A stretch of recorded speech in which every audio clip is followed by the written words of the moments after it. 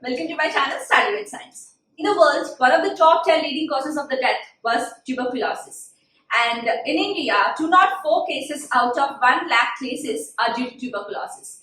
And according to World Health Organization statistics of 2018, it was estimated that 2.6 million cases every year are reported only due to the disease called tuberculosis. And there was a period where the constant attempts were made and the people tried really very harder to eradicate the tuberculosis disease completely from the India, and still the attempts were not completely successful.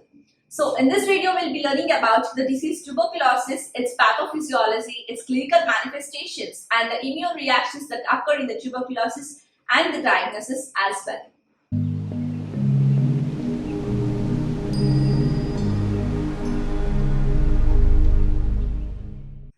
Tuberculosis is an infection which is caused due to the bacteria called Mycobacterium tubercular bacteria, and these are a rod-shaped bacillus. And the reason why the diagnosis of the tuberculosis is difficult is due to the complex cell wall structure of the bacterium, which consists of mycolic acid that does not stain for the gram staining, and hence acid-fast staining is the only technique that is used to diagnose the Mycobacterium with the staining procedure. And the Mycobacterium tuberculosis is a bacteria which can reside in any part of the organ, but mainly it resides in the organ called lungs. And here the question is, why the bacteria, Mycobacteria, resides only in the lungs, especially in the lungs? So the answer is, the bacteria can survive especially in the areas where the oxygen tension is higher. So in our body, the region, the part where the oxygen tension was higher is lungs. So hence the bacteria resides mainly in the lungs and affects mainly the apex of the lungs, which is the organ that is high in the oxygen tension. And the tissue damage that happens in this case, in the case of tuberculosis, is not due to the toxins that are released by the bacteria, but due to the host response that is acting against the bacteria, that is a type 4 hypersensitivity type of cell-mediated immune response. So due to the cell-mediated type 4 hypersensitivity response, the tissue gets damaged and not due to the toxins that are released by the bacteria. So now we'll discuss about the pathophysiology of Mycobacterium tuberculosis. So primarily there are two types of tuberculosis infection. The first one is the primary tuberculosis and the second one is secondary tuberculosis. See, the primary tuberculosis is an infection. If a healthy human being, when he was primarily infected with the tuberculosis, then that was said to be as primary tuberculosis. And when the tuberculosis and a person is infected with the tuberculosis, it was treated, and later after some time he was again infected with the tuberculosis, then it was said to be a secondary tuberculosis. Now first we will deal with the primary tuberculosis. So here consider these as the Mycobacterium tuberculosis, Mycobacterium,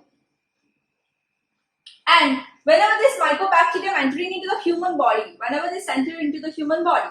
the first thing that happens is revoking of the neutrophils. Here I have written the initial revoke of the neutrophils. Whenever the bacterium is entered into the body, immediately the neutrophils gets activated and then they destroys the bacterium completely, and hence there will be any kind of infection. So after this happens, whenever this happens, and there are plenty of Mycobacteria which were not able to killed by or destroyed by our human immune system, and then these Mycobacterium enters into the lungs. And the second stage here happening is progressive infiltration by the macrophages. Now here these bacterium attracts the macrophages.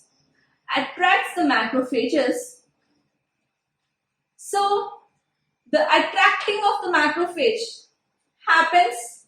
So however, how this attracting of macrophage happens, we'll discuss that now. So this Mycobacterium, on the surface it has the opsonins, the C2A and C3B opsonins. Opsonins are the serum proteins, and they get surrounded by the bacterium whenever it gets infected, and then these opsonins attract the macrophages.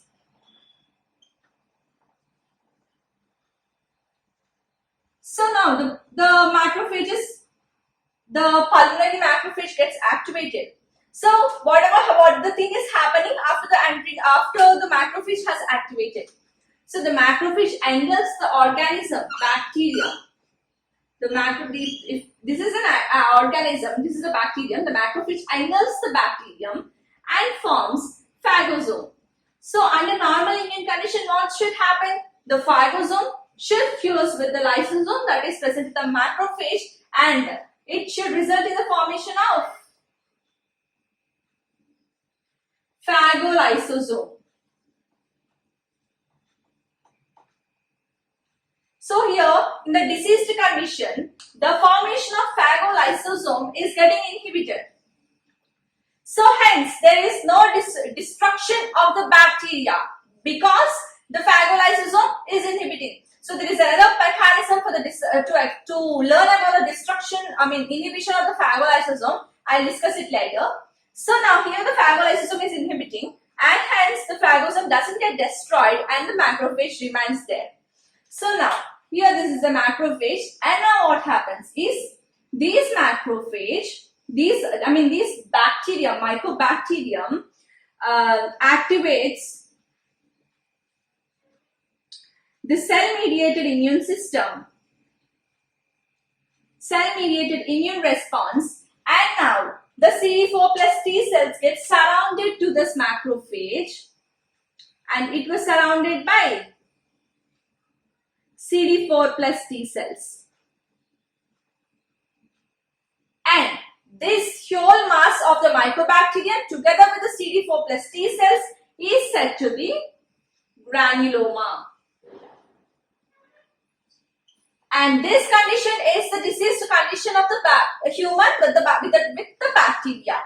So this granuloma now, it is said to be Ghon's focus. And now this Ghon's focus gets enlarged and turns into Ghon's complex, where it reaches the lymph vessels that surrounding the lungs. And this Ghon's complex here, it may get fibrosis and calcification. It undergoes the fibrosis and calcification and get destroyed here. But if this doesn't happen, the bacterium now it is residing here, which is said to be granuloma, Ghon's focus, and Ghon's complex. And now this bacterium spreads to the entire lung, or else it's spread to the bronchi and reaches the other lung. And this condition is said to be progressive primary infection.